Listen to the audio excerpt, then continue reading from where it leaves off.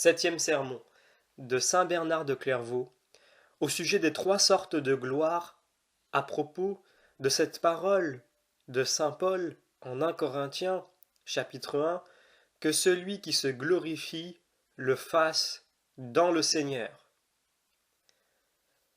Que celui qui se glorifie le fasse dans le Seigneur. L'apôtre savait que la gloire appartient en propre au Créateur, nullement à la créature. Selon ses paroles, je ne donnerai point ma gloire à un autre, pouvons-nous lire en Isaïe. Et ces autres paroles, gloire à Dieu au plus haut des cieux, et paix sur la terre aux hommes de bonne volonté, Luc chapitre 2, et encore, non Seigneur, non, ne nous donnez point la gloire, mais attribuez-la à votre nom, pouvons-nous lire dans les psaumes. L'apôtre vit que la créature raisonnable désire tellement la gloire que c'est à grande peine, si tant est qu'elle y réussisse, qu'elle peut maîtriser ce désir, car elle est faite à l'image de son Créateur.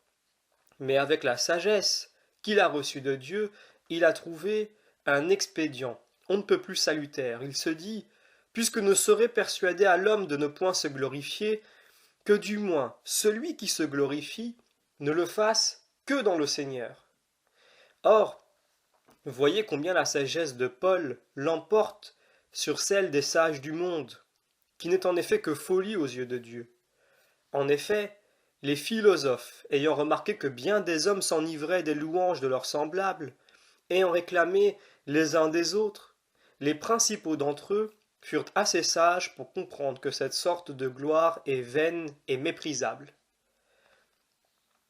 Mais considérant ensuite et recherchant avec soin quel genre de gloire était digne de l'ambition du sage, ils commencèrent alors à s'égarer dans leurs pensées, en se figurant que chacun pouvait se contenter de sa propre gloire, comme si l'âme qui ne tient pas l'être d'elle-même pouvait en tenir le bonheur.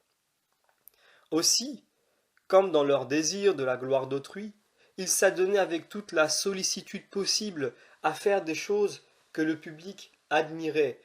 De même, les vrais sages pensèrent qu'on ne devait rechercher que le genre de gloire que la conscience, notre juge intérieur, peut approuver. Telle en est, somme toute la philosophie des sages de ce monde. Elle est bien peu de choses, quoique bien près de la vérité. Aussi l'apôtre, s'élevant par une sublime contemplation au-dessus de l'une et l'autre gloire, s'écrie que celui qui se glorifie le fasse, non dans un autre, non pas même en soi, mais dans le Seigneur. Puis, s'en prenant avec une sollicitude plus grande à celle qui semblait plus voisine de la vérité, il la condamne par le jugement certain de la vérité elle-même en disant « Ce n'est pas celui qui se rend témoignage à lui-même qui est vraiment estimable, mais celui à qui Dieu même rend témoignage. » 2 Corinthiens chapitre 10.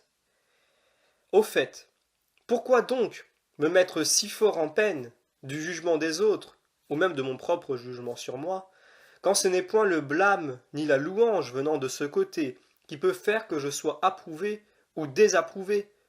Certainement, mes frères, si j'avais à comparaître devant votre tribunal, j'aurais raison de me glorifier de vos louanges. De même, si je ne devais subir que mon propre examen et être jugé en conséquence, j'aurais droit de me montrer satisfait de mon propre témoignage et d'être heureux de mes propres louanges. Mais comme ce n'est ni à votre tribunal, ni au mien que je dois comparaître, quelle déraison, disons plus, quelle folie de me glorifier de votre témoignage ou du mien. Surtout quand on pense que mon juge est tel que, pour lui, tout est à nu et à découvert, et qu'il n'a pas besoin que personne lui rende témoignage sur qui que ce soit. Aussi, est-ce avec raison que l'apôtre, en réprouvant la gloire vaine et trompeuse, s'écrie « Pour moi, je me mets fort peu en peine d'être jugé par vous ou par quelque homme que ce soit. Je n'ose pas me juger moi-même, car encore que ma conscience ne me reproche rien, je ne suis pas justifié pour cela. C'est le Seigneur qui me juge. »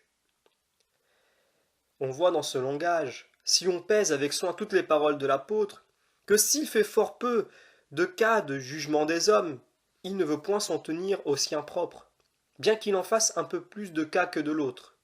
En effet, il n'y a personne qui sache ce qui est en l'homme, sinon l'esprit de l'homme qui est en lui.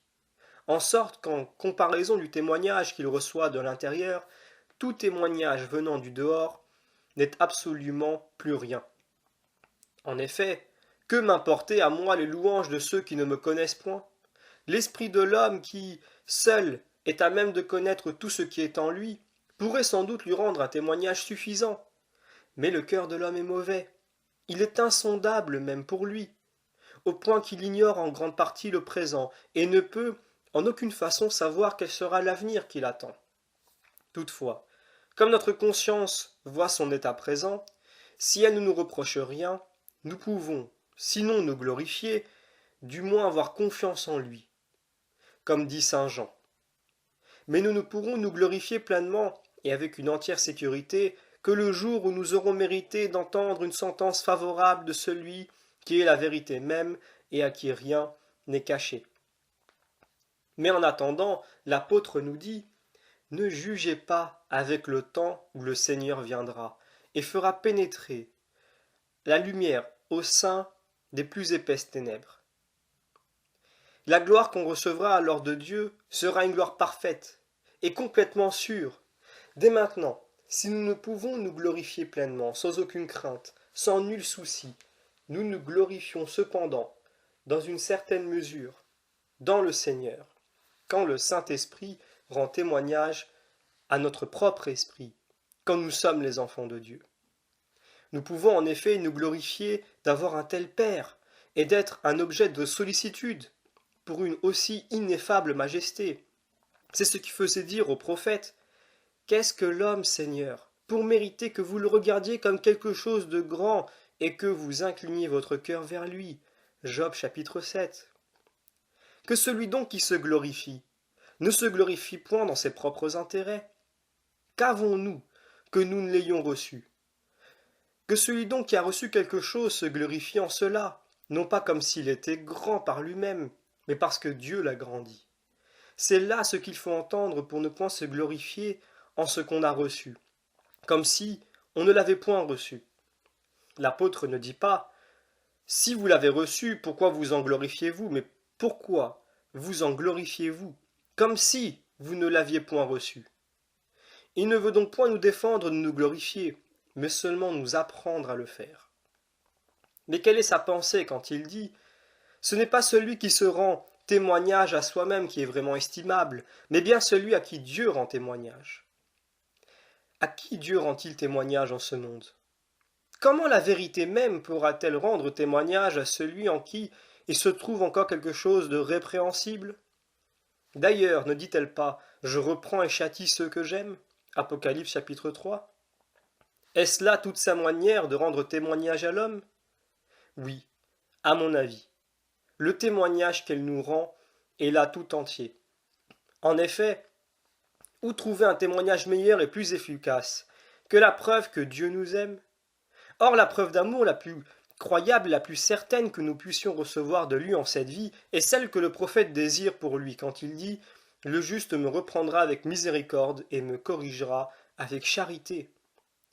En effet, la réprimande par laquelle l'esprit de vérité nous reproche ce qui nous manque met en fuite l'orgueil, la négligence et l'ingratitude. L'état religieux, presque tout entier, est travaillé par ce triple mal, parce que beaucoup ne prêtent point une oreille du cœur assez attentive à ce que je leur dis, au-dedans d'eux-mêmes. Celui qui ne flatte personne, je veux parler de l'esprit de vérité. Cela vient, je crois, de ce que la plupart, arides de leur propre gloire, ne peuvent se tenir au repos pour aucun motif, parce qu'ils ne trouvent absolument rien en eux qui les autorise à se glorifier.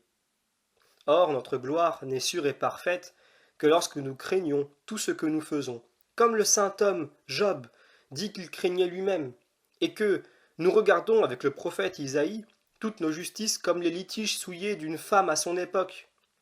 Néanmoins, nous nous confions et nous nous glorifions dans le Seigneur, dans la miséricorde est si grande à notre égard qu'il nous garde des fautes les plus graves qui vont jusqu'à la mort et qui daigne nous remettre sous les yeux et nous pardonner avec tant de bonté les fautes échappées à notre faiblesse et les souillures de notre vie, après nous les avoir fait connaître, afin que, nous, étant enracinés plus profondément dans l'humilité, la sollicitude et l'action de grâce, nous nous glorifions, non plus en nous, mais dans le Seigneur.